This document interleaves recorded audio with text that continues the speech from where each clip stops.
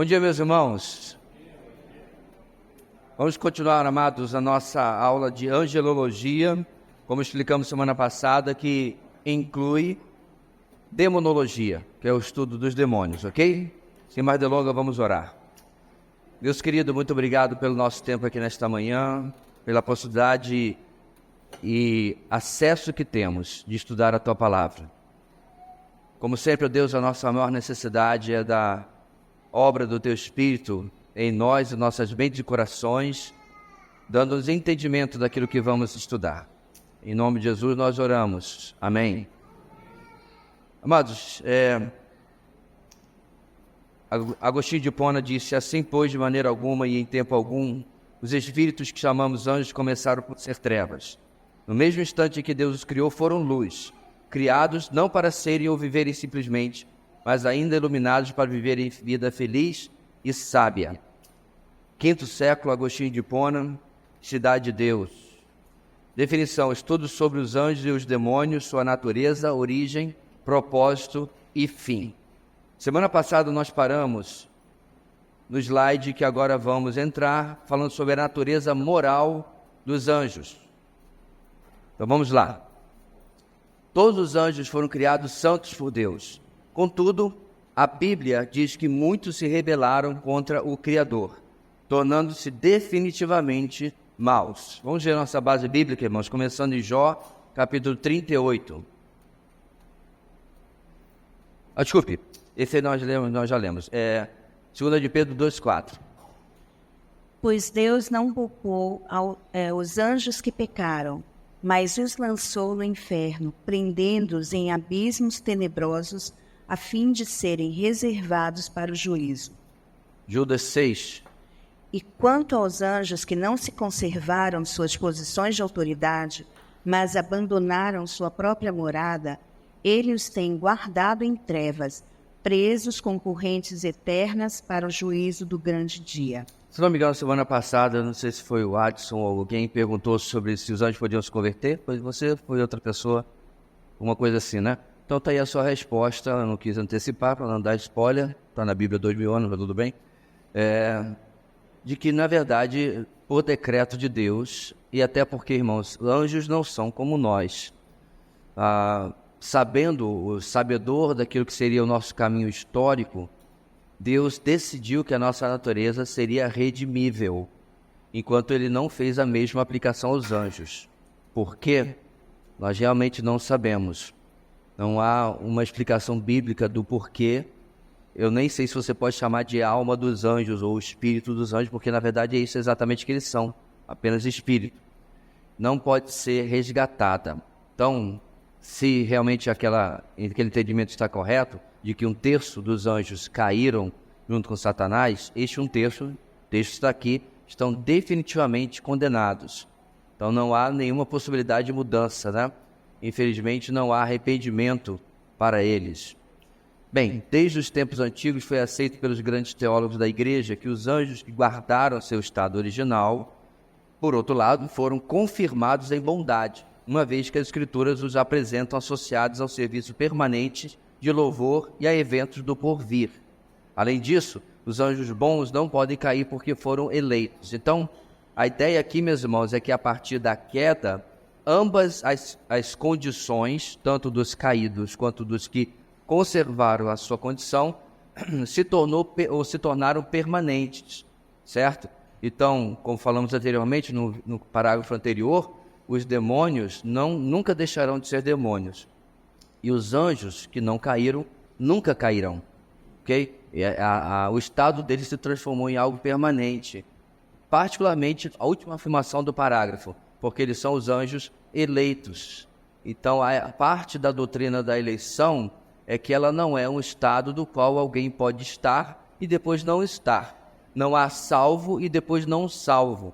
É um estado permanente que não vai ser alterado, porque é soberanamente mantido pelo próprio Deus. Vamos ver os nossos textos. Salmo 103. Bendigam o Senhor, vocês, seus anjos poderosos, que obedecem à sua palavra. Mateus 25. Quando o Filho do Homem vier em sua glória com todos os anjos, assentar-se-á em seu trono na glória celestial. Detalhezinho para com todos os anjos. Então, nenhum deles vai faltar nesse dia do chamado retorno glorioso. Marcos 8. Se alguém se envergonhar de mim, das minhas palavras, nesta geração adúltera e pecadora, o Filho do Homem se envergonhará dele quando vier na glória de seu Pai com os seus santos anjos. Certo. E, finalmente, na parte dos anjos eleitos, 1 Timóteo 5:21. O exorto solenemente diante de Deus, de Cristo Jesus e dos anjos eleitos, a que procure observar essas instruções sem imparcialidade e não faça nada por favoritismo.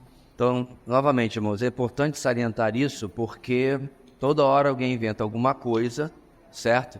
E até a mídia já colocou uma representação caricata de anjos e demônios, onde eu já vi filme, seriado, o que quer que seja, onde onde demônios se arrependiam de ser demônios e anjos se arrependiam de ser anjos, né?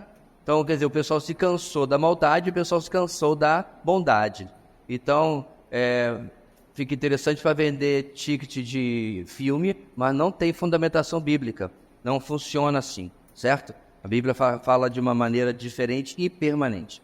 Acerca dos anjos maus, também chamados de demônios, a Bíblia diz que muitos deles estão em prisão, reservados para juízo. Isso no texto que nós já lemos lá em cima no primeiro parágrafo. Isso, porém, talvez não signifique que eles estejam confinados num lugar. A menção da prisão, tártaro, abismo, trevas, correntes, pode ser apenas uma referência à situação em que se encontram aguardando o juízo de Deus. É importante isso, meus irmãos, por quê?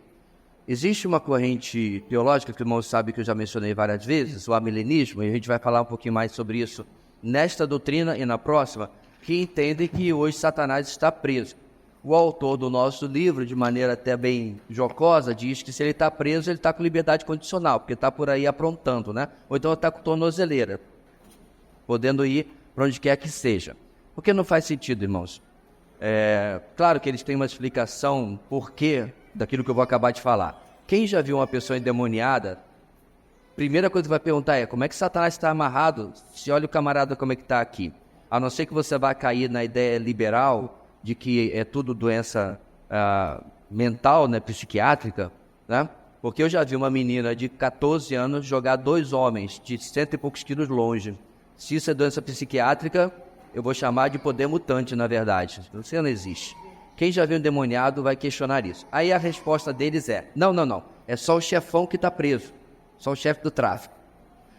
As bulas estão soltas, né? Só o Satanás que está preso. Os demônios estão soltos. Não, isso não tem fundamentação bíblica, a gente vai comprovar isso. Inclusive, agora, no que se refere à afirmação dos anjos separados para os juízos. Eles não estão literalmente encarcerados. É que a sua situação já está definida. Não há mais nada a fazer e eles vão ser eternamente condenados, ok? Então, o que está deles está guardado, em outras palavras. Que mais? Seja como for, é certo que muitos estão em plena atividade neste mundo, que eu acabei de falar. No futuro, os demônios serão derrotados por Miguel e seus anjos, e junto com o diabo serão lançados à terra, onde provavelmente vão atuar de modo intenso durante a grande tribulação. As Escrituras também ensinam que os anjos maus serão julgados pelos crentes, não havendo esperança de salvação para eles. Com efeito, no fim, todos serão lançados no fogo eterno. Então, preste atenção à medida que a gente vai lendo cada referência, para você saber sobre o que a gente está falando. Primeiro, a atividade dos demônios hoje, Efésios capítulo 6. Pois a nossa luta não é contra seres humanos, mas contra os poderes e autoridades, contra os dominadores deste mundo de trevas, contra as forças espirituais do mal nas regiões celestiais. Paulo vai dando expressão após expressão. Caso você esteja com alguma dúvida, no final ele diz, forças do mal. Então a gente não está lutando com um anjo, certo? Então a gente está lutando contra o poder das trevas. Hoje, agora isso está acontecendo. Então não há como chegar a uma lógica completamente ilógica de que os demônios não estejam ativos no planeta Terra, ok? Então a gente precisa ter essa compreensão, meus irmãos, porque o mundo jaz no maligno, o mundo está na dependência do maligno. Este mundo não é dele, mas ele é o usurpador. Então os poderes deste mundo, eles estão, e os poderosos deste mundo estão debaixo da influência de Satanás. ele tenta de toda maneira progredir uma agenda que destrói o próprio tecido da humanidade e da sociedade. Especialmente o ataque à família, o ataque às instituições em relação ao que é certo e errado, o que é verdade, o que não é. Essa própria onda do pós-modernismo, que não é de agora, dessa verdade líquida que se adapta a qualquer situação, onde você está chegando ao absurdo de questionar até a área mais lógica que possa existir, que é a matemática, porque literalmente já chegou ao ponto de se questionar se 1 e 1 são 2. Então, eu queria estar brincando, mas isso é verdade, é o nosso tempo. Então, meus irmãos, se só existem duas forças no mundo, uma que é Deus, outra que são as trevas, é o diabo e etc., qual das duas está promovendo isso? O nosso Deus certamente não seria, porque Ele é o Deus da verdade, Ele é o Deus daquilo que é correto, Ele é o Deus que estabeleceu o que é lógico, o que é verdade, o que é certo. Satanás tenta subverter tudo isso. Por quê? Porque o objetivo dele, irmãos, é preparar um futuro onde, através do anticristo, ele tentará a última vez dominar o mundo. Pastor, mas ele não lê a Bíblia não? Já está escrito. Irmãos, diabo não crê em Bíblia. Ele não acredita, certo? Quando o Tiago diz que você crê em Deus, faz muito bem. Os demônios também creem e estremecem. Ele não está falando da ideia de fé, de confiança, de dependência, como devemos ter. Ele sabe que Deus existe, ele não tem nenhuma dúvida quanto a isso. Ele não acredita que ele não consiga derrotar Deus. Isso é o quanto insano Satanás é. E ele continua, portanto, avançando com o seu plano. E no futuro, né, spoiler, ele vai se dar mal. Apocalipse capítulo 12. O grande dragão foi lançado fora. Ele e a antiga serpente chamado 12. E o 8. Tá, vamos lá. Apocalipse 12, 7 e 8. Houve então uma guerra nos céus. Miguel e seus anjos lutaram contra o dragão e os seus anjos revidaram. Mas estes não foram suficientemente fortes e assim perderam seu lugar nos céus. Muito bem. Apocalipse 12, 9 e 12. O grande dragão foi lançado fora. Ele é a antiga serpente chamado Diabo ou Satanás, que engana o mundo todo. Ele e os seus anjos foram lançados à terra. Portanto, celebrem-no, ó céus, e os que neles habitam. Mas, ai da terra e do mar, pois o diabo desceu até vocês. Ele está cheio de fúria, pois sabe que lhe resta pouco tempo. Então, hoje, irmãos, a gente tem essa ideia de que Satanás, os demônios estão no inferno, né? E Deus e os anjos estão no céu, correto? De onde a gente tira isso? Da revistinha do Cebolinha. Porque isso não está na Bíblia. Se você ler o primeiro e segundo capítulo de Jó, certo? Deus está em um das regiões do céu, não se deixa claro o quê, e Satanás está lá. Peraí, Satanás tem acesso ao trono de Deus? Exatamente.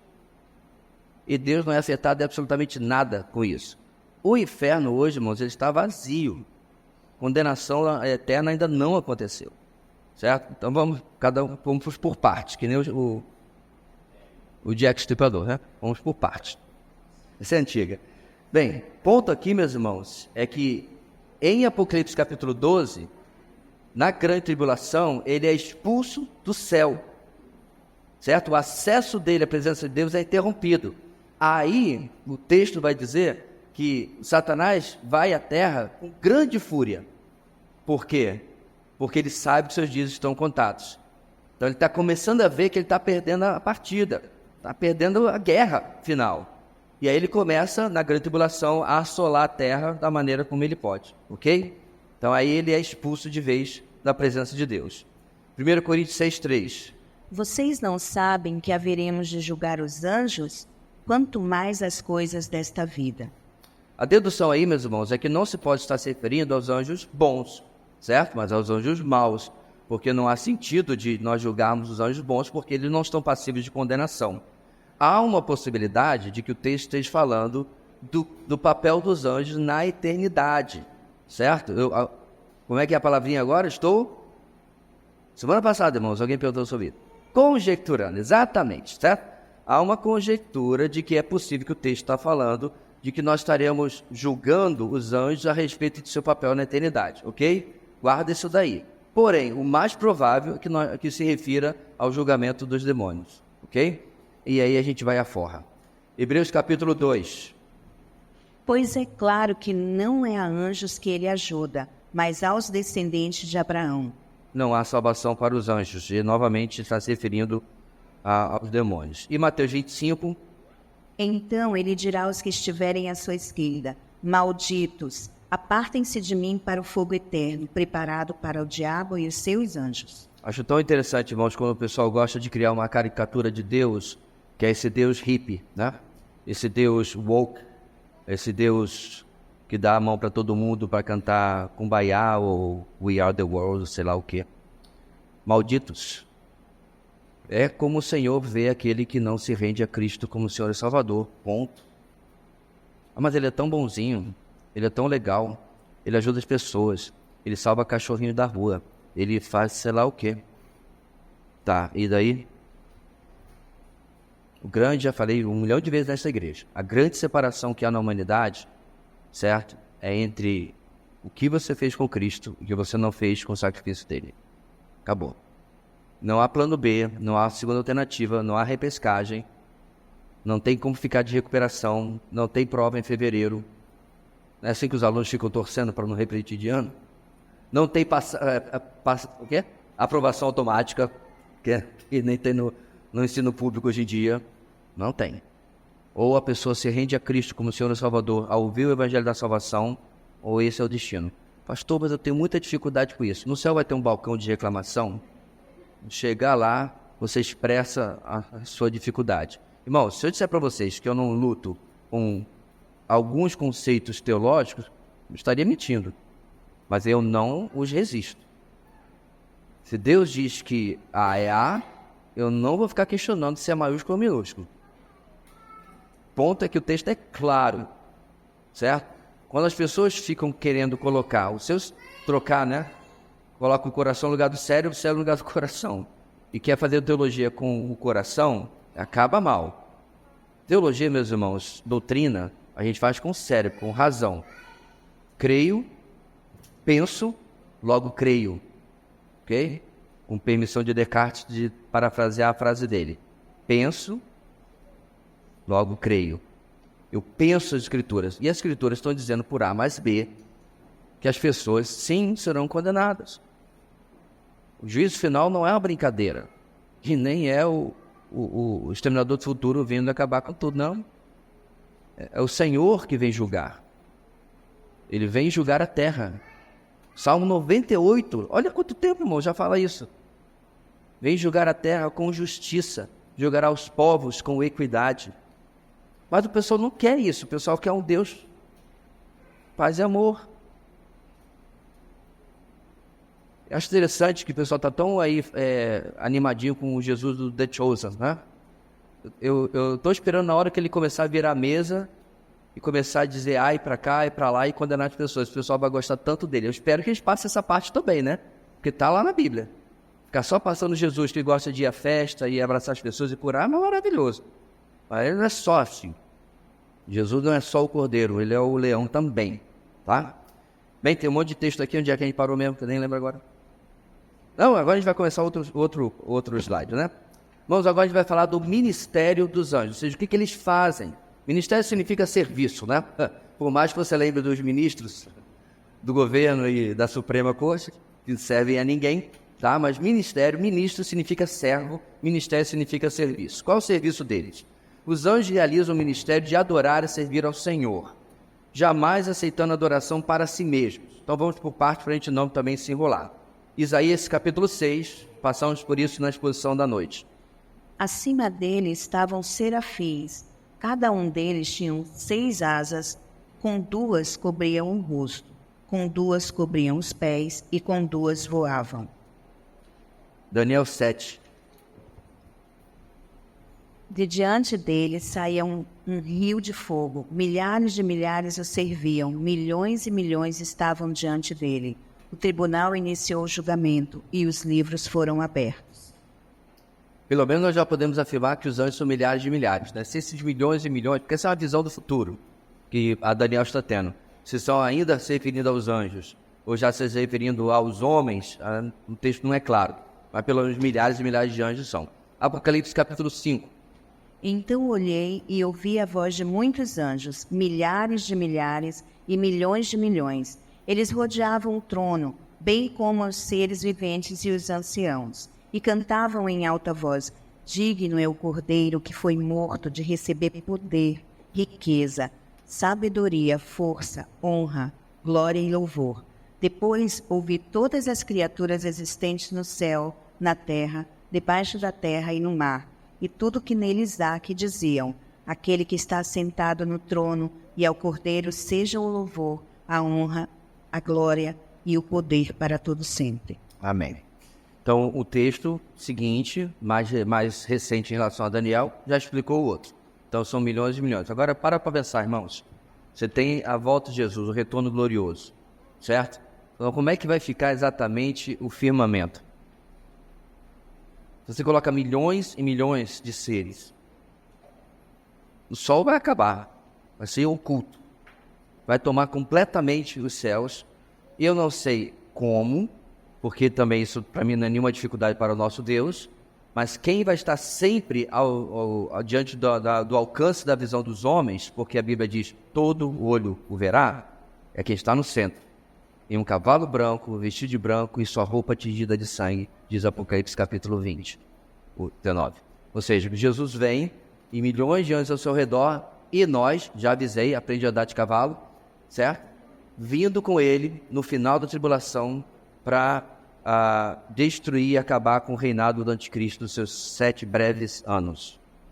Apocalipse 19, 1 a 8. Acho que a gente vai pular, está um texto meio longo, né? Senão a gente vai demorar muito. E esses irmãos são eles servindo e adorando ao Senhor. Em seu serviço a Deus, eles atuam na história da salvação, trazendo mensagens, instruindo e guiando os homens, certo? Vamos ler mais uma, mas vamos lembrar, tá? Se você pegar todas as vezes que isso acontece na Bíblia, dá tipo para encher uma mão, ou duas, no máximo. Então, eu estou dizendo isso, irmãos, porque essa ideia de ficar todo tempo Deus falando, anjo falando, é a exceção. Se você pegar, por exemplo, para os reis, você tem Salomão, né? Com qual mais rei Deus falou? Ninguém, nem mesmo com Davi. Ele mandava os profetas falar com os reis, ok? Com os profetas, sim, ele falava constantemente. Então é importante destacar isso, porque às vezes, e eu passei por isso na minha adolescência, a gente lê a Bíblia e fica assim, eu queria tanto ser como Elias. Dá uma olhada no contexto, você quer realmente ir contra um Acabe e uma Jezabel? Eu não quero ser como Elias. Eu queria ser como Daniel. Preso na Babilônia? A gente só fica pensando, né? É a experiência espiritual buffet, né? A gente fica, eu quero um pouquinho disso aqui, um pouquinho disso aqui, né? Eu quero a unção da parte boa. A parte da peia, ir para a cova dos leões, e ser perseguido. A gente não quer. Então você vê que há circunstâncias específicas onde essas coisas, digamos assim, esses eventos mais sobrenaturais aconteciam, ok? Vamos lá, Mateus capítulo 1. Depois que partiram, um anjo do Senhor apareceu a José em sonho e lhe disse: levante-se, tome o menino e sua mãe e fuja para o Egito. Fique lá até que eu lhe diga, pois Herodes vai procurar matar o menino. Essa é uma situação especial. Deus está intercedendo e cuidando do seu próprio filho, certo? Então, não é exatamente ele aparecendo para dizer para você com quem você vai casar, ou sei lá o que você está esperando o anjo aparecer, né? Mateus 2. Então lê. Seu 1:20 não está aí, não? Então lê 1:20. Esse era o 2:13. Mas depois de ter pensado nisso, apareceu-lhe um anjo do Senhor em sonho e disse: José, filho de Davi, não tema receber Maria como sua esposa, pois o que nela foi gerado procede do Espírito Santo. Ótimo. Vamos a Atos 10, 3 a 5, para olhar um pouquinho agora na vida da igreja. Certo dia, por volta das 3 da tarde, ele teve uma visão. Viu claramente um anjo de Deus que se aproximava dele e dizia: Cornélio. Atemorizado, Cornélio olhou para ele e perguntou: Que é, Senhor? O anjo respondeu: Suas orações e esmolas subiram como oferta memorial diante de Deus.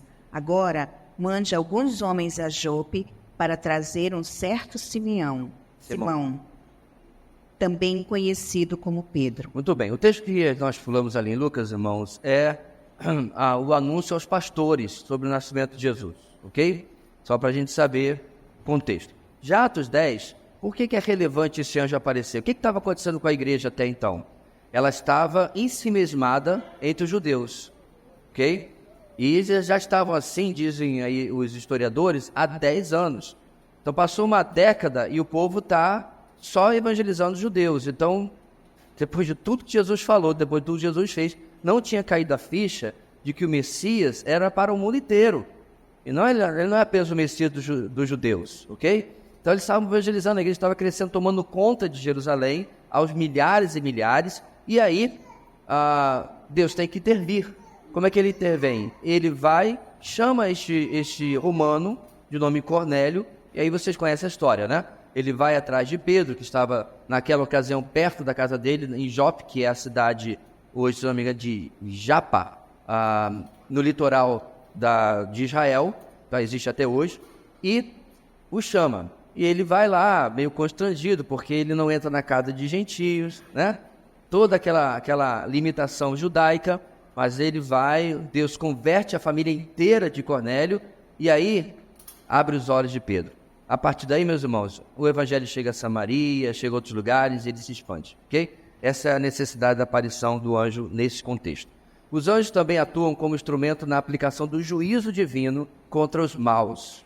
Olha aí, cadê o anjinho de cabelo encaracolado, loirinho do Maurício de Souza, da revistinha? Esqueceu de contar que ele tem uma espada que causa o mal para os maus. Vamos lá, Gênesis capítulo 19. Os 2 homens perguntaram a Ló: Você tem mais alguém na cidade, genros, filhos ou filhas, ou qualquer outro parente? Tire-os daqui, porque estamos para destruir este lugar. As acusações feitas ao Senhor contra este povo são tantas que ele nos enviou para destruir a cidade. Os anjos indo destruir Sodoma e Gomorra. Tá? Os anjos, todo mundo acha que só faz coisa boa nos parâmetros dele, foram enviados pelo Senhor para essa missão. 2 Samuel 24. Quando o anjo estendeu a mão para destruir Jerusalém, o Senhor arrependeu-se de trazer essa catástrofe e disse ao anjo destruidor: Pare, já basta.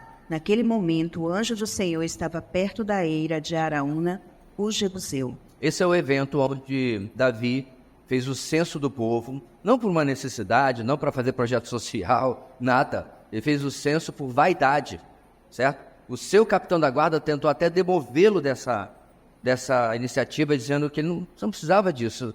Ele apontou: o Senhor vai lhe dar vitória e tal, mas ele continua. E aí Deus disciplina o povo com uma praga, milhares morrem e tal, e aí chega o texto onde ele interrompe. E quem que executa a praga contra o povo de Deus, irmãos? Um anjo.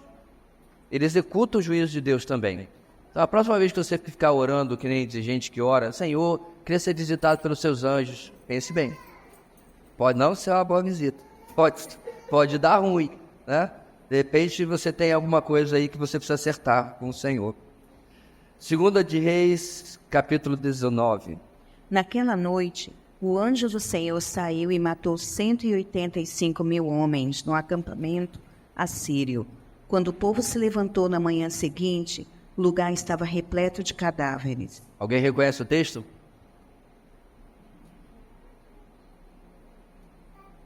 Ninguém, irmãos. Anjo, 185.000, acampamento assírio. É o vosso texto de hoje à noite, irmãos. Só que em outro livro, viu que eu falei para vocês lerem? 2 Reis, 2 Crônicas, são textos paralelos ao texto de Isaías 37 e 36 e 37. Pois é, então já deu spoiler de hoje à noite, os assírios vão morrer, já posso avisar. Senaqueribe, né? 10 anos depois, muito bem. Mateus 13. O campo é o mundo, e a boa semente são os filhos do reino. O joio são os filhos do maligno, e o inimigo que o semeia é o diabo. A colheita é o fim desta era, e os encarregados da colheita são os anjos.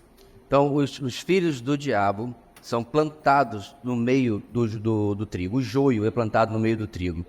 Achei interessante, irmãos, porque um colega meu... Porque assim, a gente meio que adorou o discurso ao longo do tempo, né? Lembra como Paulo fala em 1 Coríntios capítulo 5, de que quando você pega o pecador impenitente, o que insiste no pecado, e o expulsa da igreja, você está fazendo o que mesmo? Entregando a Satanás. É que está no texto, certo? Mas se você fala isso hoje, você é politicamente correto, você vai ser cancelado. Um amigo meu passou pela seguinte situação, meus amigos. Um filho do diabo, palavras dele, e eu concordo, se infiltrou na igreja dele em quase 6 meses. Conseguiu bagunçar com coisas que ele construiu durante mais de 10 anos. Semeou discórdia, questionamentos, botou tudo em dúvida. Aí tu vai chamar esse cara do quê? De anjinho? Só se for caído. Ele chamou como o texto está dizendo, os filhos do diabo. Certo? Porque o filho do diabo, meus irmãos, não são os outros anjos, os outros demônios. São os homens que ele usa para fazer a sua obra. E ele infiltrou esse com um sorriso, família estabilizada, muito bonito, tudo certo. E ele era tão dissimulado. Judas capítulo 1, Judas só tem capítulo 1, mas eu digo versículo 2 e 3. Lembra? Só tem um mesmo. Né? Eles entram dissimuladamente. E não entra com rabo, chifre e tridente. Eles entram com cara de anjinho. E cabe, meus irmãos, não só o pastor, mas a toda a igreja, saber se alguém está no seu meio e tem espalhado a dissidência, a fofoca, a discordância. Isso não significa que as coisas não possam ser questionadas. Isso é totalmente diferente, certo? E a história de nossa igreja nos mostra que ficar dando ouvido à conversinha raramente acaba bem. E ele passou por isso e ele chamou de forma apropriada esse camarada do filho do diabo. Muito bem, para terminar, Atos 12, 13. Visto que Herodes não glorificou a Deus, imediatamente o anjo do Senhor o feriu, e ele morreu comido por vermes. Ah, pensou? Eu não sei nem como é que é isso aí, mas... É uma infestação, a última consequência. Por quê? Porque em lugar de glorificar a Deus, o povo começou a dizer, dar glória a Ele. Em vez de interromper o povo, como deveria fazer, e dar glória a Deus, ele tomou a glória para si. Agora tem que lembrar, né, irmãos? Herodes era um homem profano, ele nem judeu era, ele era edomita, certo?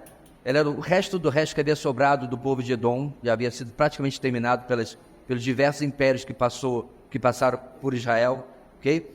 E pela região de Israel, e ele foi colocado como uma marionete pelo governo romano, porque ele tinha amigos em Roma e foi colocado lá. Então ele não era nem direito realmente rei. Eu estou dizendo isso porque eu conheci um crente muito tempo atrás que perguntava assim, nossa pastor, o rei Herodes era mais um dos descendentes de Davi que saiu mal. Eu falei, como é que é?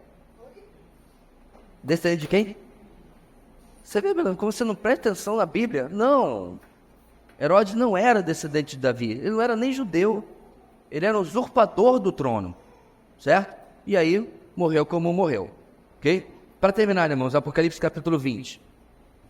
Vi descer dos céus um anjo que trazia na mão a chave do abismo em uma grande corrente.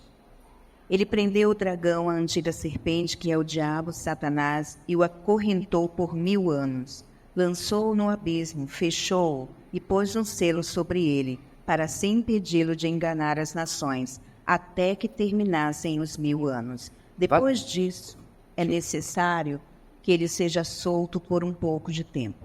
Vale destacar, meus irmãos, que apesar de João estar falando no pretérito, ele está se referindo ao que ele viu. Agora lembre-se, ele está tendo visões do futuro, visões da consumação do tempo, certo? Aí então ele diz que ele vê o anjo, certo? Prender ao próprio Satanás e dá o prazo, 1000 anos. Então o que você faz com o texto? Você não alegoriza, você respeita o que está escrito no texto. Porque se está escrito 1000 anos, por que seria outro número qualquer? Não. Dizem os amilenistas aliancistas, né? Não, é um longo período de tempo. Então que estivesse escrito um longo período de tempo, e não 1000 anos. Porque longo período de tempo, você diria, então tá bom. Quanto tempo vai ser? Não sei. Um longo período de tempo, tá? Mas não está escrito isso. Está escrito 1000 anos. Claramente, na sequência do texto, vem o reino de justiça. Ou seja, não precisa inventar moda, como dizia minha avó. Apenas respeite o texto. Mas esse é assunto mais lá para a escatologia, ok? Um cafezinho, meus irmãos, 5 minutos, nós estamos de volta para a nossa segunda metade da mensagem. Vamos dar, irmãos, continuidade aqui, ainda falando do ministério dos anjos, ok? Próximo slide, então. Talvez a tarefa principal dos anjos neste mundo seja ministrar aos crentes, a nós, como baralhada, depois eu corrijo, como exatamente isso é feito, não é esclarecido nas Escrituras, né? Mas é o que diz o texto de Hebreus, capítulo 1, versículo 14. Hebreus, capítulo 1, versículo 14.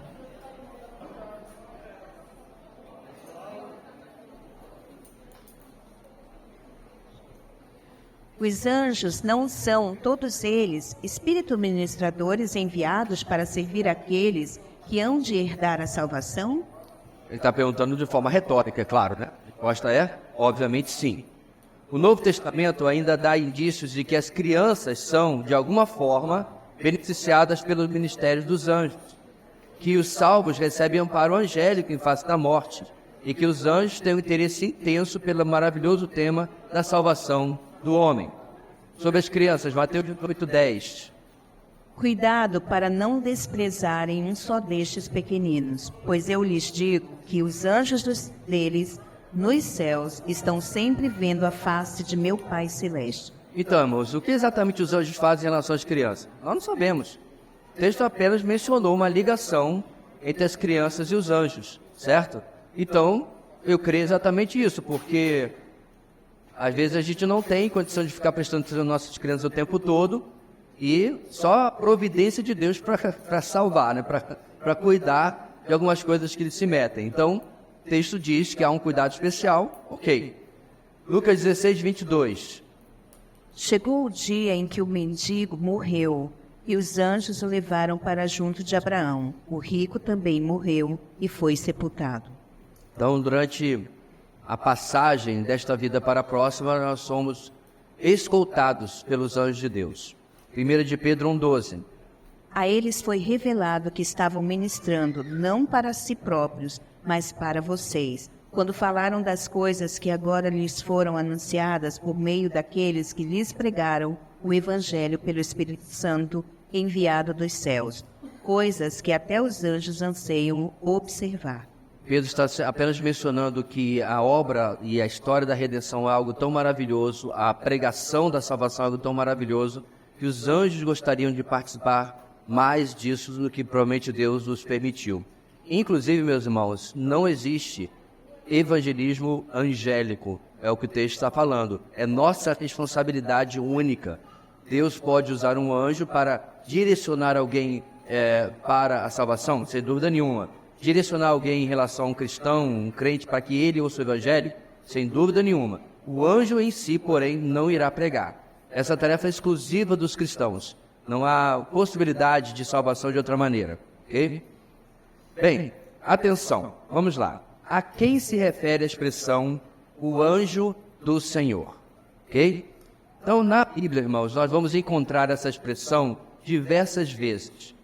E reparamos que há uma distinção do comportamento e da fluência, do fluir do texto, quando essa expressão aparece. Literalmente, a expressão significa o mensageiro de Yahweh, certo? A palavra Senhor, quando aparece em letras caixa alta, né?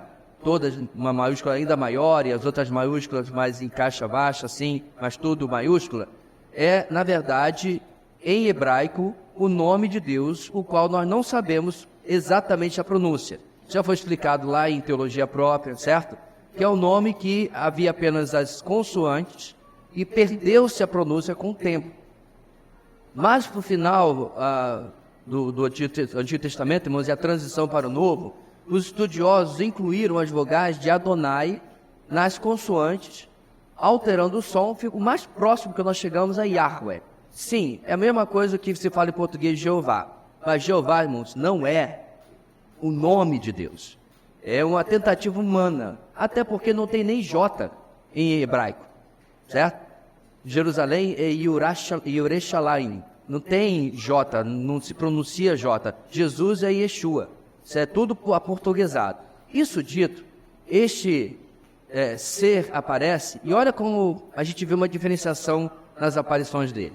Esse personagem é mencionado em Gênesis 16, 7 a 14, Juízes 2:1, Zacarias 3, entre outras passagens. Geralmente os teólogos afirmam que a expressão se refere a uma cristofania, ou seja, uma aparição de Cristo, ou seja, uma manifestação da segunda pessoa da Trindade no tempo do Antigo Testamento. Porém, as conexões apontadas nem sempre são conclusivas e o assunto é aberto a debate. A informação que você vai aprender hoje, pena quem não veio a EBD, porque a gente vai usar hoje à noite na nossa mensagem, ok? Inclusive no texto que a minha esposa leu agora há pouco, de 2 Reis, tá? Mas vamos explorar isso, irmãos, com mais detalhes daqui a pouquinho. O termo Satanás aparece em 7 livros do Antigo Testamento. Seguindo adiante. E é citado por todos os autores do Novo Testamento. Vem do hebraico Satã e significa adversário. O verbo relacionado a esse substantivo tem o sentido de ficar em emboscada, em opor-se. No Novo Testamento, por outro lado, obviamente já agora em grego, essa palavra aparece 36 vezes. Satanás é também chamado de diabo, ou diabolos, do grego. Ocorre 33 vezes no Novo Testamento. Vocábulo que significa caluniador, acusador, difamador. Nada que presta, certo? Então, esse não é, irmãos, o nome do diabo. Também diabo não é o nome do diabo, né? Na verdade, ele não possui um nome específico, não é descrito de uma maneira nominal, ele é descrito pelas suas atividades, como Satanás, significando caluniador, opositor, etc., e Satã, ou Satanás, significando adversário. Aí você deve estar se perguntando, não, pastor, todo mundo sabe, inclusive tem um seriado lá, não sei lá em qual lugar que passa, que o nome dele é... Exatamente. Então vamos lá, vira por favor o slide. Vamos acabar com essa informação, com essa fake news de uma vez por todas. Com base na Vulgata Latina, tradução de Jerônimo, Vulgata Latina, irmãos, porque ele traduziu para o latim, tá? Não é latina, América Latina ou qualquer... Nós somos chamados de América Latina porque todas as línguas que nós falamos da América do Sul, com exceção da Guiana Inglesa, ok? Todas são línguas latinas. Português, espanhol e francês é uma língua latina. Romeno é uma língua latina, se você não sabe. Italiano, quem que eu esqueci? Acho que só. São as línguas latinas. Então, todos nós somos latinos, por assim falar. Então, a Vulgata Latina é porque ela foi trazida para o latim. E por isso que também a missa foi perpetuada em latim durante muito, muito tempo. Porque eles entendiam que era a língua correta, porque vinha de Roma, né? Vinha do Império Romano. E essa é outra assunto. Mas, na Vulgata Latina, como está escrito ali, traduzida por Jerônimo, ele traduz estrela da manhã em Isaías 14:12 como Lúcifer, ou Lucifer aqui, portador da luz, certo? Então vamos lá. Clica para mim, meu filho, lá na estrelinha. Aí está, meus irmãos, a confusão que perpetua até hoje. Em português, como você caiu dos céus, ó estrela da manhã, filho da alvorada. Como foi atirado à terra, você que derrubava as nações. Em latim, comodo secidiste de cielo Lucifer, que mane oriabaris, curiiste in terram quin vulnerabas gentes. Está lá. Simplesmente significa estrela da manhã. Então não é o nome do diabo, de Satanás, de coisa ruim, do mão magra, não é nada disso. Nada disso. Ele não tem nome nenhum. Se tem, a gente não sabe. Então não é Lúcifer, não é Lulu, né? Lucy, ou nada que o pessoal pode chamar aí, não. Significa apenas uma tradução para o latim da expressão estrela da manhã. Ok? Então, de uma vez por todas... Oi? Como é que é? Isso é. Agora pode assistir o seriado? Aí é com vocês. Esse negócio de ficar cancelando esse seriado, aquele filme, não vou entrar nessa aí, não. Clica de novo na estrelinha lá, por favor, vamos voltar. Vamos, irmãos, continuar nosso texto. Satanás passou a ser chamado pelos teólogos antigos de Lúcifer. No Novo Testamento ele recebe as designações de Beelzebul, o maioral dos demônios. Em alguns manuscritos, Senhor das Moscas, maligno, Elial, tentador, inimigo, homicida e pai da mentira. Isso é uma coisa boa. Deus deste século, príncipe da potestade do ar, príncipe deste mundo. E Abaddon no hebraico ou Apolion no grego. Esses dois últimos termos significam destruidor ou exterminador e servem para identificar o anjo do abismo ou o rei dos demônios. Então, vamos lá, meus irmãos. Temos aí uma longa lista de textos. Qual é o primeiro que tem, irmão?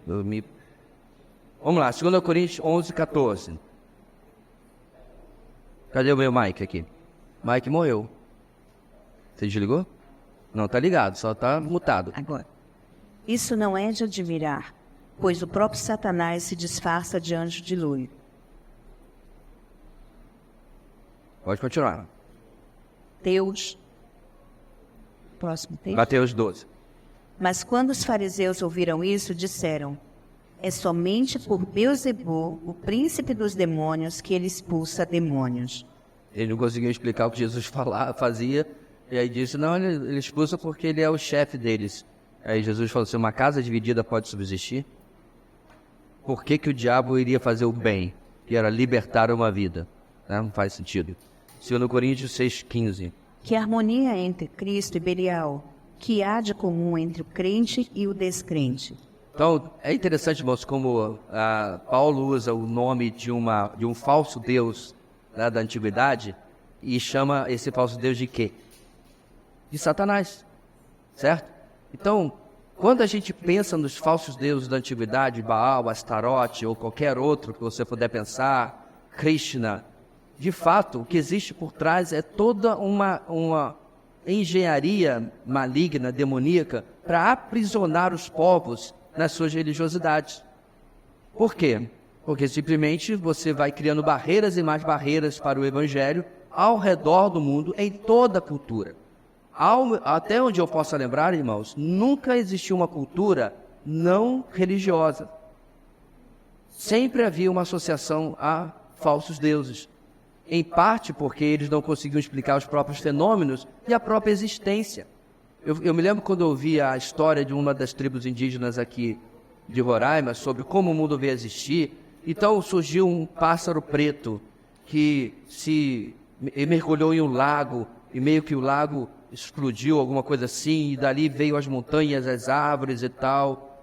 E aí eu perguntaria a esse indígena, e aí o pássaro negro veio de onde? Ele não sabe. Ele explicou, ele criou, algum antigo da etnia criou uma explicação, e a coisa simplesmente ficou. Ele viu de fato um pássaro negro? Pode até ter visto. Porque na história das religiões, Satanás criou diversas situações de visões para que as pessoas, a partir daí, criassem a sua narrativa. Ok? Pastor, a gente não pode falar a mesma coisa a respeito da Bíblia e tudo mais? Aí que está, meus irmãos. Só uma pausa aqui. Quando você fala assim sobre você adora Deus e o ateu diz assim, qual Deus? Há milhões deles. Só que se você usar seu cérebro e você começar a examinar um por um, as diferenças em natureza, em obra, em história e em propósito de Deus e dessas divindades inventadas é abismal. Não se sabe, quando você começa a examinar, aonde realmente a coisa começou. Não há uma explicação, não há comprovação, não há evidências atuais de que eles estejam realmente agindo, e nem no passado, nem na história.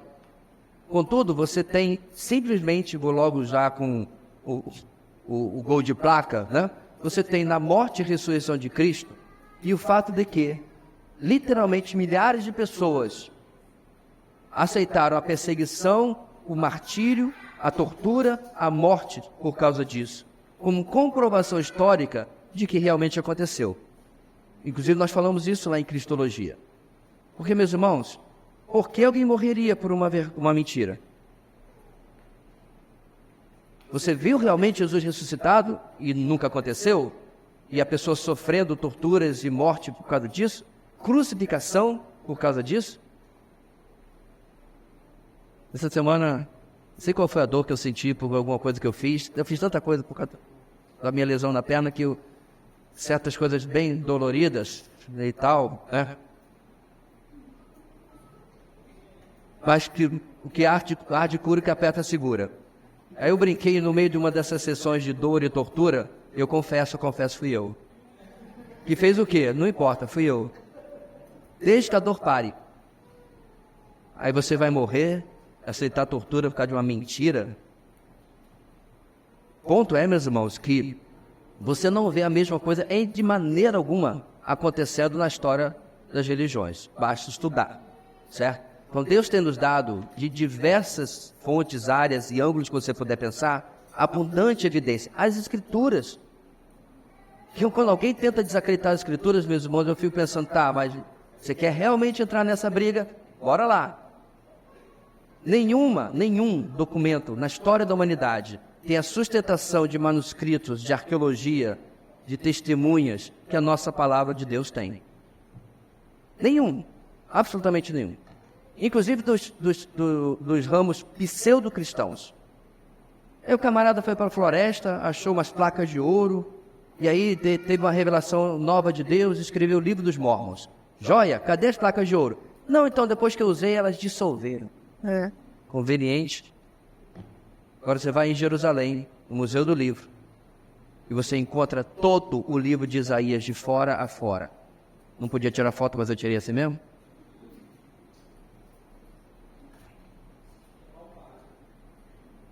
Cadê, meus irmãos? Cadê o livro de Platão? Cadê os manuscritos de Aristóteles? Cadê os manuscritos de Krishna, do hinduísmo? Cadê? Só do Novo Testamento são 12 a 15 mil manuscritos que nós temos à nossa disposição. Enfim, como diz aquele livro da Antiguidade, não sei se é mais publicado, não tem fé suficiente para ser ateu. Onde nós paramos, irmão? Qual o texto? Os olhos aí. Mateus, João 8. Então vamos lá, João 8. Vocês pertencem ao pai de vocês, o diabo, e querem realizar o desejo dele. Ele foi homicida desde o princípio e não se apegou à verdade, pois não há verdade nele. Quando mente, fala a sua própria língua, pois é mentiroso e pai da mentira. Pronto, homicida desde o começo, pai da mentira. O anterior que nós não lemos, inimigo, que fala que o inimigo plantou o joio, né, no meio do trigo. Deus deste século. Esse aqui é um dos textos mais importantes para nós entendermos por que é tão difícil evangelizar. 2 Coríntios 4:4. O Deus dessa era cegou o entendimento dos descrentes, para que não vejam a luz do Evangelho da glória de Cristo, que é a imagem de Deus. Exatamente. Então eles não têm condição de enxergar, porque simplesmente o diabo usa de todos os meios religiosos, filosóficos e etc., conforto, conveniência, religiosidade, até às vezes cristã, supostamente cristã, para cegar o entendimento das pessoas, ok? Na sequência, Efésios 2:2. Nos quais costumavam viver quando seguiam a presente ordem deste mundo, e o príncipe do poder do ar, o espírito que agora está atuando nos que vivem na desobediência. João 12:31. Chegou a hora de ser julgado este mundo. Agora será expulso o príncipe deste mundo. Apocalipse 9:11. Tinha um rei sobre eles, o anjo do abismo, cujo nome em hebraico é Abaddon e em grego Apollyon. Interessante que ele ainda é chamado aí de anjo. Então, de fato, irmãos, eles são chamados de demônios, mas no entendimento bíblico, a diferença apenas é a sua missão. Mas eles continuam realmente anjos, caídos, mas continuam sendo anjos. O texto de Apocalipse 12:7-10 fornece outras designações para Satanás, grande dragão, antiga serpente, sedutor de todo mundo, acusador de nossos irmãos, etc. Essas designações revelam muito do seu caráter e se relacionam a diferentes aspectos da sua obra. Apocalipse 12, 7 a 10. Houve então uma guerra nos céus. Miguel e seus anjos lutaram contra o dragão e os seus anjos revidaram. Mas estes não foram suficientemente fortes e assim perderam o seu lugar nos céus. O grande dragão foi lançado fora. Ele é a antiga serpente chamada Diabo ou Satanás, que engana o mundo todo. Ele e os seus anjos foram lançados à terra. Então ouvi uma forte voz dos céus que dizia: agora veio a salvação, o poder e o reino do nosso Deus, e a autoridade do seu Cristo, pois foi lançado fora o acusador dos nossos irmãos, que os acusa diante do nosso Deus dia e noite. Eu não tinha reparado que não tinha mudado lá, irmãos. Então, essa figura que vocês veem aí, alguém conhece, não? Esse é o inferno de Dante. Dante tem a teoria, vocês vão achar que é parecido com o que eu falei semana passada, que o inferno tem compartimentos, certo? Então tem o inferno do assassino, tem o inferno, a área dos assassinos, a área dos ladrões, a área dos estupradores, a área dos... e assim por diante, né? Ele pensava nesses níveis de punição de acordo com o estilo de vida ou as características do pecado das pessoas. Que é mais ou menos o que eu falei semana passada, conjectura, teologizando apenas, irmãos, tá? Não vai saindo falando por aí não, de que a condenação e o castigo eterno, ao meu ver, pela lógica de um Deus justo, tem a ver de acordo com o estilo de vida que a pessoa viveu, ok? Porque, ao meu ver, o Deus justo não puniria uma pessoa que viveu de maneira tranquila, tentou fazer o bem, mas obviamente de uma maneira centrada em si mesmo em suas obras, e comparar isso com o que Hitler fez, o Mengele da vida fez, ao meu ver, não faz sentido. Novamente, só teologizando. O principal aí do nosso slide, irmãos, são as diversas designações para não deixar dúvida de quem Apocalipse capítulo 12 está se referindo. Bem, vamos ver se a gente consegue avançar hoje ainda, irmãos, em a origem e a queda de Satanás. Ainda que o Novo Testamento fale pouco a respeito da rebelião do diabo, sabe-se que Satanás é um anjo criado por Deus, que posteriormente caiu de sua posição e estado original. Mesmo sendo extremamente questionável, é aceito que as palavras de Isaías 14 e de Ezequiel 28 foram dirigidas aos reis da Babilônia e de Tiro, respectivamente, mas que, de forma indireta, dizem respeito a Satanás. Se este for o caso, pode-se afirmar o seguinte, e a gente vai agora para esses textos. Você abriu nesse de 1 Timóteo 3,6, que eu esqueci de copiar? Então leia, por favor. Tá. Não deve ser novo na fé, para que não se torne orgulhoso e que venha a cair na condenação do diabo. Então, nós estamos pegando carona no texto que fala sobre os presbíteros, né, para ver que a arrogância, o orgulho, a vaidade foi a causa principal da queda de Satanás. Por quê? Isso bate, irmãos, com os textos de Ezequiel, porque ele quis ser mais que Deus, né? A aposta ruim que ele fez. Se deu mal porque o orgulho antecedeu a sua queda, como diz Provérbios. Então vamos lá, meus irmãos. Satanás foi criado perfeito. Vamos pensar aí vários textos de Ezequiel, agora 28, 12, 13 e 15. Filho do homem, erga um lamento a respeito do rei de Tiro e diga-lhe. Só um minutinho. Como a gente destacou, irmãos, a mesma coisa vai acontecer em Isaías.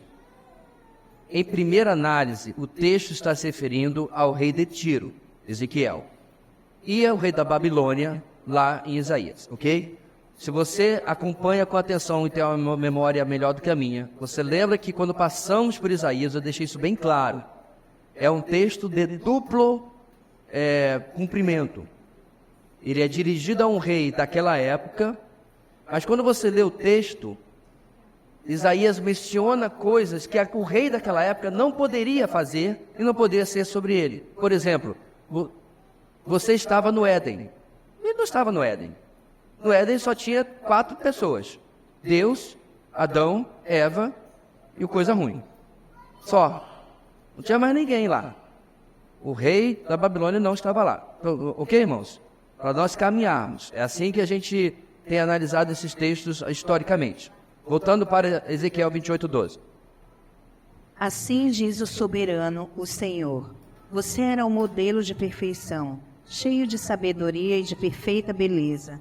Você estava no Éden, no jardim de Deus. Oi. Todas as pedras preciosas o enfeitavam: sárdio, topázio e diamante, berilo, ônix e jaspe, safira, carbúnculo e esmeralda. Seus engastes e guarnições eram feitos de ouro. Tudo foi preparado no dia em que você foi criado. Você era inculpável em seus caminhos, desde o dia em que foi criado até que se achou maldade em você. Então, Satanás foi criado perfeito. Ele não foi criado com nenhum defeito de fabricação, ou o que acontece com ele é a sua única e exclusiva responsabilidade. Satanás tinha uma posição elevada. Isaías 14:12 e Ezequiel 28:14. Como você caiu dos céus, ó estrela da manhã, filho da alvorada. Como você foi atirado à terra, você que derribava as nações. Você foi ungido como um querubim guardião, pois para isso eu o designei. Você estava no monte santo de Deus e caminhava entre as pedras fulgurantes. Então a posição dele era elevada, ele era bonito, ele era poderoso, ele tinha... Eu penso, irmãos, talvez demais para sua mentezinha. E ele queria mais, né? Aliás, irmãos, isso é a definição de pecado, né? Não é o que você apenas quer, mas o quanto você quer e você está disposto a conquistar. Inclusive abrir mão da sua própria santidade. Então ele se ensoberbeceu. Isaías 14:13-14 e Ezequiel 28:15-17. Você que dizia no seu coração: subirei aos céus, erguerei o meu trono acima das estrelas de Deus. Eu me assentarei no monte da Assembleia, no ponto mais elevado do Monte Santo. Subirei mais alto que as mais altas nuvens. Serei como o Altíssimo. Você era inculpável em seus caminhos, desde o dia em que foi criado até que se achou maldade em você. Por meio do seu amplo comércio, você encheu-se de violência e pecou. Por isso, eu o lancei humilhado para longe do monte de Deus e o expulsei, ó querubim guardião, do meio das pedras fulgurantes. Seu coração tornou-se orgulhoso por causa da sua beleza, e você corrompeu a sua sabedoria por causa do seu esplendor. Por isso, eu o atirei à terra. Fiz de você um espetáculo para os reis. O que nós entendemos, irmãos, dessa mistura de destinatários do texto de Ezequiel e de Isaías, é que Deus estava falando a esses reis: olha o que aconteceu com esse camarada, você está indo pelo mesmo caminho, dada as devidas limitações. Obviamente, os reis de Tiro e da Babilônia não ofereciam nenhum perigo, bem, Satanás também não ofereciam, mas estavam muito abaixo do que Satanás tentou fazer, certo? Mas Deus está usando este exemplo cósmico da eternidade anterior para avisar esses seres humanos: baixa sua bola. Você não está lidando com qualquer um. O último que tentou levantar o pescoço meio endurecido em minha direção, olha o que aconteceu com ele, certo? E o que me chama a atenção, meus irmãos, é claro que é uma coisa que a gente tem que deixar para a eternidade, é como Satanás configura algo que é extremamente certo, que um dos nossos professores falavam: o pecado emburrece. Como você pode julgar? Eu fui pensando, quando simplesmente ele estava pensando: eu vou fazer isso, depois vou fazer aquilo, eu vou fazer aquilo lá, né? Eu vou fazer um motim e tal. Deus já sabia. Então é o cúmulo da ignorância, porque você se cega. Você cria meios para o pecado, como se de repente Deus fosse ser pego de surpresa. E só fosse saber do que você fez depois que você fez. Ou quando você fosse pedir perdão, né? Todo arrependido, que nem um cachorro com rabo entre as pernas. Aí, você fez isso? Estava sabendo não. Ele sabia antes da gente fazer. Ele sabia antes de Satanás fazer. Isso mostra-nos um nível de arrogância, como isso cega as criaturas, né, angelicais ou humanas, diante do pecado. Ok? Acho que a gente pode terminar com a próxima tabela, irmãos. Vamos ver o que Satanás é e o que Satanás não é. Vamos lá. Satanás é um anjo mau. Efésios 6:12.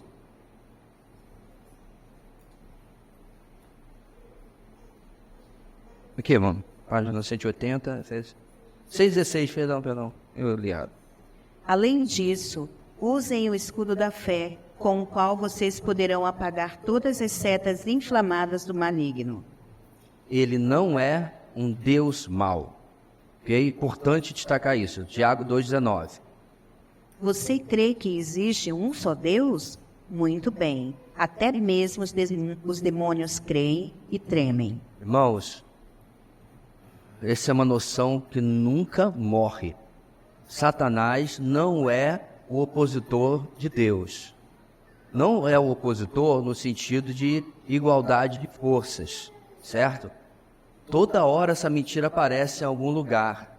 E na mentalidade popular, isso acaba pegando. Já falei para vocês daquele meme que tem lá, né? Aí lá tá Jesus e Satanás, fazendo queda de braço. Mas rapaz... Aí diz assim, se você está torcendo para Jesus, curte. Se não, só olha. As coisas que o pessoal cria, sabe? Tanta coisa boa para você estudar a palavra de Deus e a criatura faz uma figura dessa daí, né? E detalhe, o cara até desenha bem, podia desenhar coisa boa, né? Bonita, edificante, e faz uma marmota dessa. Não, irmãos, não há pé de igualdade. Não há yin yang na Bíblia. Sabe o que é yin yang, né? Símbolo da filosofia oriental, que é uma gota invertida branca com um pingo preto, uma gota invertida em forma contrária preta com um pingo branco, mostrando que há completo equilíbrio. É importante o equilíbrio para que a humanidade blá, blá, blá, blá, blá. Não tem equilíbrio nenhum. Trevas um dia cessarão. Aliás, está no tema de Isaías. A iniquidade será completamente extinta. Nós viveremos a eternidade em absoluta luz, bem, justiça, equidade, bondade e tudo mais que você puder pensar do lado bom. Ok? Então nós não necessitamos, irmãos, das trevas para que possamos conhecer a luz. Isso é um fenômeno do mundo físico. Na eternidade, nem sombra existirá. Pastor, gostando da noite, que bom, aproveita. Quanto à vida. Depois, acabou. Tudo vai ser luz. E entender Satanás com a necessidade para alguma coisa é uma compreensão filosoficamente e teologicamente equivocada. Bem, Satanás é astuto. Vamos lá. 2 Coríntios 2:11. A fim de que Satanás não tivesse vantagem sobre nós, pois não ignoramos as suas intenções. Irmãos, eu falei isso várias vezes, Satanás ele pode ser o que quiser, burro ele não é. Então, nunca seremos provavelmente tão inteligentes como ele, concordo, porque nós somos limitados, somos humanos, mas a sabedoria divina, a mente de Cristo está à nossa disposição, o Espírito Santo está à nossa disposição, o discernimento espiritual está à nossa disposição. Não tente lidar com a tentação e com tudo mais das armas do diabo de maneira humana, certo? Da sua forma. Teve um evento de expulsão de demônios que eu participei há muitos anos atrás e que um dos parentes da pessoa estava lá, né? E ele não queria sair, a gente tentava tudo quanto é jeito que ele fosse lá fora, vai comprar uma coca, vai fazer alguma coisa, ele não saía de jeito nenhum. E ele já estava tão irritado que ele queria pegar a própria parente, na verdade na cabeça dele ele queria pegar o demônio no braço, esganar a pessoa e tal. Por quê? Tem espírito, não conhece a Bíblia, não sabe de nada. Aí eu peguei esse cara, você está muito alterado, vai acabar passando mal. Que eu pudesse imaginar, para que ele saísse dali. Ele estava atrapalhando o que ele estava fazendo. Ele é um exemplo, meus irmãos, que não se combate Satanás com Satanás. Não se combate o mal com o mal, não se combate o que ele faz da mesma maneira. Nós usamos as armas de Deus, nós usamos as armas do Evangelho, nós usamos a oração e a dependência, sabendo que o que vamos fazer é por causa do poder do Senhor, e não nosso. de verdade. Efésios 6, 11 e 12. Vistam toda a armadura de Deus para poderem ficar firmes contra as ciladas do diabo, pois a nossa luta não é contra seres humanos, mas contra os poderes e autoridades, contra os dominadores deste mundo de trevas, contra as forças espirituais do mal nas regiões celestiais. Uma coisa que eu acho que devemos sempre entender, irmãos, é que os homens são responsáveis pelas suas ações, claro, certo? Mas Satanás, os demônios, eles estão sim por trás de muitos mecanismos que acontecem no nosso próprio dia a dia.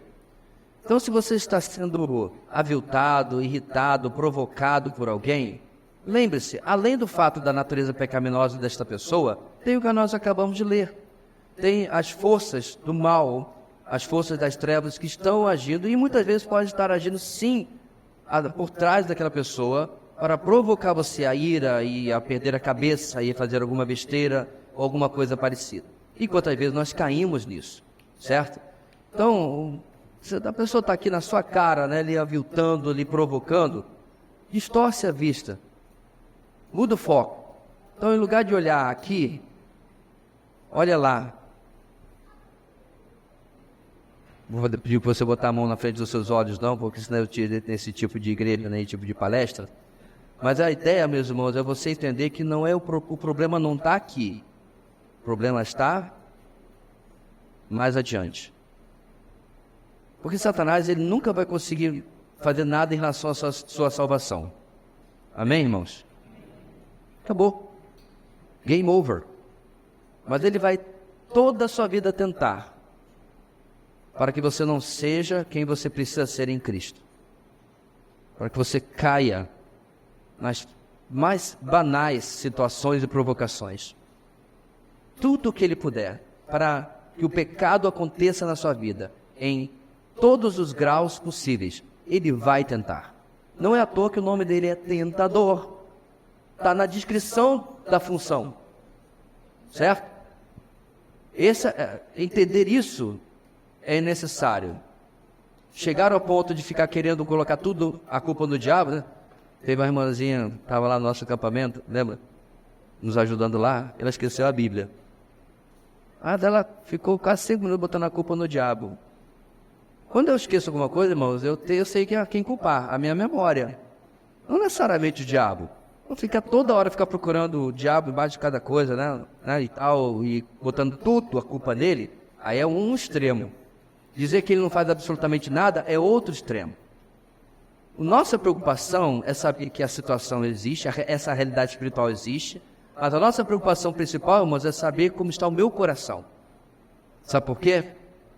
Porque o meu Senhor ficou 40 dias nesta maldita companhia e não pecou. Então, meus irmãos, tem até aquela coisa muito interessante que alguém falou, né? Adão e Eva estavam no jardim, no paraíso, e não aguentaram um encontro com Satanás. Jesus estava 40 dias no deserto. Eu já descrevi para vocês. O lugar é horrível. Muito bonito de ver, porque nós estávamos dentro de um carro com ar-condicionado. Mas eu estava assim, Senhor, que o carro não dê problema aqui. Que deve ser pavoroso. Não tinha nem uma garrafa de água dentro do carro. Não muito inteligente dessa parte. Pedra e areia. Era ali, 40 dias, sem comer, que Satanás não conseguiu fazer nada com Jesus. Nós falhamos no paraíso. Jesus prevaleceu no deserto. O problema não são as circunstâncias, meus irmãos. O problema é o meu coração. Então deixe Satanás ser Satanás. Que nós não sejamos coniventes com ele. Apesar de astuto, Satanás não é onisciente. Jó 1, 9 a 11. Será que Jó não tem razões para temer a Deus? Respondeu Satanás. Acaso não puseste uma cerca em volta dele, da família dele e de tudo o que ele possui? Tu mesmo tens abençoado tudo o que ele faz, de modo que os seus rebanhos estão espalhados por toda a terra. Mas estende a tua mão e fere tudo o que ele tem, e com certeza ele te amaldiçoará na tua face. Deu certo? Satanás acabou de falar aqui, deu certo? ele amaldiçoou na face de Deus? Não. Por que ele seguiu em frente com a aposta dele? Porque ele não é onisciente. Isso é uma pergunta que já me fizeram sei lá quantas vezes na minha vida. Não. Satanás, não, mas só existe um ser onisciente, certo? Ele também não é onipresente, está logo embaixo, a gente já vai chegar lá. Porém, ele é poderoso. 2 Tessalonicenses 2,9. A vinda deste perverso é segundo a ação de Satanás, com todo o poder, com sinais e com maravilhas enganadoras. Está falando de como o anticristo será potencializado, empoderado por Satanás, certo? E fará coisas que deixarão o mundo admirando-o profundamente. Só voltando um pouquinho ao onisciente, meus irmãos, alguém já me perguntou algumas vezes se Satanás lê pensamentos. E aí existe inclusive gente que gasta um tempão escrevendo livros, dizendo assim, ore na mente, porque Satanás não pode ler seus pensamentos. Aparentemente não deram esse livro para Jesus. Poxa, Jesus, para que o senhor tinha que orar falando? Porque isso não orou na mente. Porque na década de 80, o camarada escreveu o livro que você precisava orar na mente para Satanás não ouvir. Aí piora, porque alguém diz assim, ore para que Deus crie uma barreira na sua mente, capacete da salvação, para que Satanás não possa ler. É o capacete do Juggernaut lá do X-Men, né? Para poder não ler seus pensamentos. Irmãos, se a gente precisasse saber disso, estaria na Bíblia que você tem em suas mãos ou no seu celular, tanto faz. Se ele lê, se não lê, se tem que orar dessa maneira, isso não importa. Porque as pessoas perdem tempo com isso. Jesus orou em voz alta, então acabou a conversa. Nós vamos ver agora, hoje de noite, no texto, Ezequias ora em voz alta. Se isso fosse atrapalhar, Deus ia dizer, rapaz, eu estava pronto para fazer, mas você orou. Aí Satanás ouviu. Poxa vida, estragou tudo. Por que você não leu o livro do cara lá da década de 80? Aí o pessoal perde tempo e dinheiro com inutilidades inventadas pelo mundo evangélico. Porque não lê Bíblia, para variar. Então ele é poderoso, irmãos, mas ele não é onipotente. Lucas 10:18. Ele respondeu, eu vi Satanás caindo do céu como relâmpago. Cadê a potência do camarada? Deus decidiu, o destino dele foi o que aconteceu. 2 Coríntios 2:11. Por essa razão, Deus lhes envia um poder sedutor, a fim de que creiam na mentira. Então, Satanás é tão competente que Deus tem que ajudar. Aí, ó, quem é que envia, meus irmãos, o poder sedutor? É Satanás? Não. Deus envia um poder sedutor para que acreditam ou para que creiam na mentira. Então, em outras palavras, irmãos, Paulo está dizendo que a obra de destruição do mundo de Satanás é tão incompleta e incompetente que para chegar no nível que tem que chegar, Deus trabalha junto, não com Satanás. Ele trabalha para que o propósito dele se progrida e a consumação da redenção possa acontecer. Ok? Última linha para terminarmos por hoje, irmãos. Ele está atuante em todo o mundo. Apocalipse 23. Lançou-o no abismo, fechou e pôs um selo sobre ele, para assim impedi-lo de enganar as nações, até que terminassem os 1000 anos. Depois disso é necessário que ele seja solto por um pouco de tempo. A bateria acabou, foi? Morreu aí, né? Tá bom, estamos no finalzinho, tá joia. Então, o texto de Apocalipse 23, meus irmãos, mostra que sim, Satanás está atuante em todo o planeta Terra, menos neste tempo onde ele será preso. Porém, irmão, Satanás não é onipresente, ok? Jó 1:7. O Senhor disse a Satanás, de onde você veio? Satanás respondeu ao Senhor, de perambular pela terra e andar por ela, certo? Ele literalmente passa geograficamente pelos lugares. Aí você pode pensar assim, então quer dizer que eu estou de boa se ele estiver lá na China? A gente tem essa ideia, às vezes distorcida, irmãos, que Satanás precisa ele pessoalmente, literalmente fazer as coisas. Lembra? Ele tem milhões de demônios. Então eu acredito, e de novo, eu estou baseado em Efésios 6, mas é um pouco de conjectura, que há ordem, organização, hierarquia no céu e no inferno também. ou melhor dizendo, na luz e nas trevas também. Isso dito, Satanás organiza os seus demônios para fazer o seu trabalho mediante seus propósitos. Então, se ele tiver que influenciar um Trudeau lá no Canadá, né? Tão simpático ele com as suas meias coloridas, né?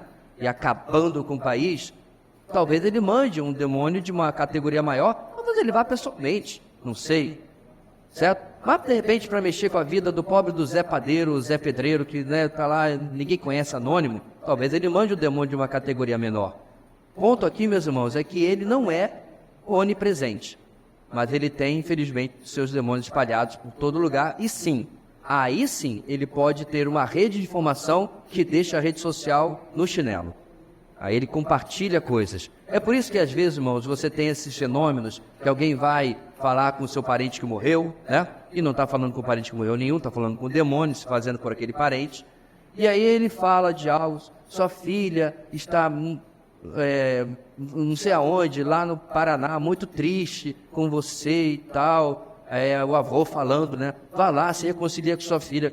Aí o cara, é verdade, vovô e tal. Vai lá, achando que falou com seu ente querido falecido, quando na verdade é outra rede de informações do diabo que está funcionando. Nada mais, nada menos que isso. Não porque ele é onipresente, onipotente ou onisciente, não. Mas porque ele se informa e obviamente usa isso para o mal. Vamos lá, irmãos. Semana que vem nós continuamos com angelologia. Acredito que ainda vai mais 2 domingos, pelo menos, no mínimo, aprendendo sobre esse tema, ok? Vamos colocar de pé, encerrar nossa aula de hoje. Deus querido, nós só queremos terminar agradecendo ao Senhor, porque durante nossa vida, nosso dia a dia, nosso trabalho, somos guardados pelo Senhor por meio dos teus servos angelicais que envias para a nossa proteção, para o nosso serviço. Tudo prova, Deus, da tua providência, do teu cuidado para conosco. Obrigado, Deus, porque eu creio que inclusive eles nos guardaram enquanto nós estávamos no caminho para lhe encontrar, nos protegendo para que algo acontecesse conosco e que nos prejudicasse no nosso caminho até o dia da redenção. Continua conosco, Deus, hoje.